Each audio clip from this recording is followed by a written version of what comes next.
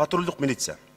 Болот. Биздин азыркы сиз жетектеген Кыргыз өкмөтүндө эрк каражат барбы? Жанагы Грузияда кылып, алардын айлыктарын кескин көбөйтүп, эскилерди кетирип, жаңы балдарды алып келип, сос пакетти түзүп, айлыктарын көбөйтүп, бир мындай өңү кебетеси пара албаган нормалдуу сылык сыпа бир ГАИ түзүп койгонго биздин сизде азыр кандай ушундай план барбы? Абдан маанилүү маселени берип атасыз.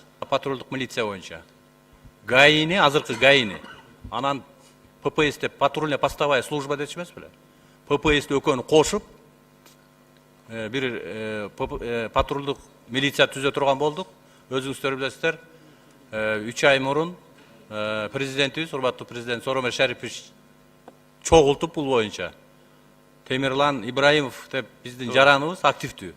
Ошону баш кылып, жумушчу топ түзүп, алар өзлөрү биздин МВД менен башка мамлекеттик органдар менен иштеп, патрулдук милицияны кайра түзүп, ал жерде кыскарат. Ал жерде кайра баардык конкурс менен алынат. Ал жерде кайра штатты бекитип коймой жок, конкурс менен алып, мыйзамды билген таза адамдардын баарын алып келебиз. Анан ал кандай шартта иштейт, айлыгы сөзсүз менен азыркыдан жогору болот. Анан иштөө принциптери алар бизге жарандарыбызга кызмат кыла турган патрулдук милиция, коопсуздугун камсыз кыла турган система болот деп ойлойм.